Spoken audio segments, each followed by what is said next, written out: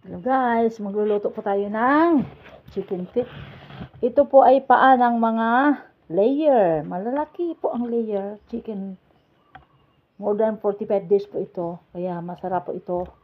Ang una pong gagawin natin, ang luto po natin dito ay aadobuhin ko po. Sa Chinese, ito po ay nilalaga lamang po nila. Ginagawa po nilang soup. Pero tayong mga Pinoy, alam mo na, mas mabuti talaga yung adobo. Kaya ito po aadobuhin ko. Pinutol ko po muna yung kanya mga kuko. Yan, ayan, oh. Ayan, malinis na.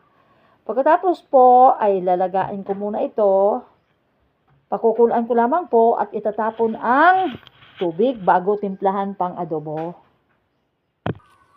Ito na po yung kanyang spices na ilagay ko. Toyo. Toyo. Ito po ang bawang, sibuyas,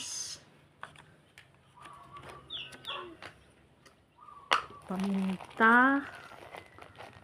Ito po ang paminta, asukal. Ito natin ang asukal.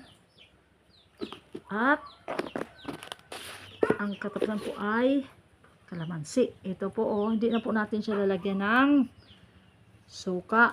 Ito na po, imbes na suka po, ayan, kalamansi na lang po, oh, ayan.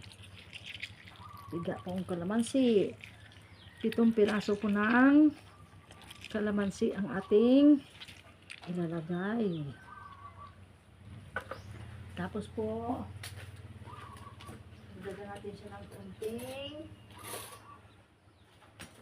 natin siya ng kaunting tubig.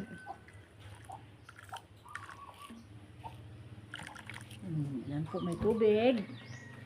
At paghaluin lamang po siya. Haluin po ng haluin bago ilagay natin sa kaldero. Yan lamang po.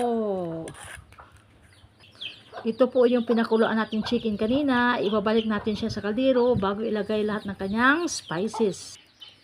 Binalik po natin siya sa kaldero at ilalagay po yung mga spices po niya. Yan po, pakuluan natin siya ng pakuluan.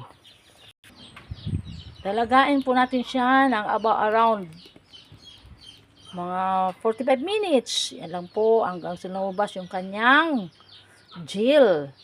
Ayan po, halu-haluin lang po natin siya hanggang sa lumabas ang kanya mga gel. At pag natanggal-tanggal na yung mga skin niya, yung balat na yung naghihiwalay na, pakilalang lutong-luto na po siya.